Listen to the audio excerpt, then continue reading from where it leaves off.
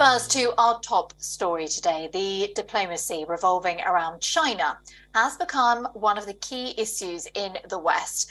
Many leaders, including the UK Prime Minister, has been critical of China and its growing influence. Well, later today, the UK Foreign Secretary James Cleverly is set to call for the UK to have a more constructive but robust relationship with China.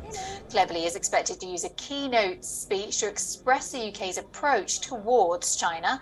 The speech in itself would break the traditional way where foreign secretaries use the annual address to set out their views on a series of foreign policy matters. But Cleverly is expected to use the whole speech, focusing only on China.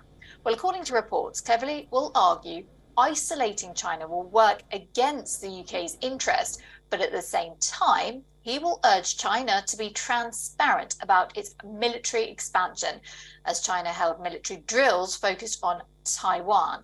Well, Cleverly will turn down the calls from some senior Conservative Party members who are demanding more strict, hardline approach against China, as he is expected to argue that the UK must engage with China to deal with humanity's biggest problems. However, reports suggest the address will also criticise Chinese suppression, where Cleverly will vow that the UK will continue to highlight the Uyghur issue.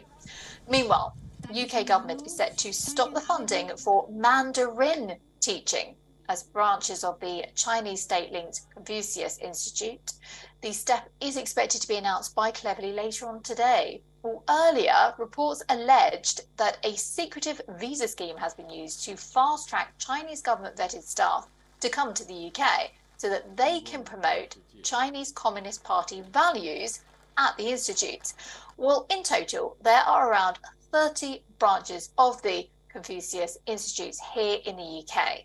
Earlier, the UK Prime Minister vowed to close these institutes here in the country. Well, the UK government provides around 27 million worth of pounds of funding for Mandarin teaching at these institutes. Well, we're going to learn more about all of this with our next guest. Delighted today to be joined by Jean-Pierre Cabestan. A warm welcome to you, who was a professor of political science, the Department of Government there at the International Studies, joining us live from Hong Kong. A warm welcome to you, Jean-Pierre. Good morning. So just give us your initial thoughts on the potential closing down of these institutes. Is it warranted?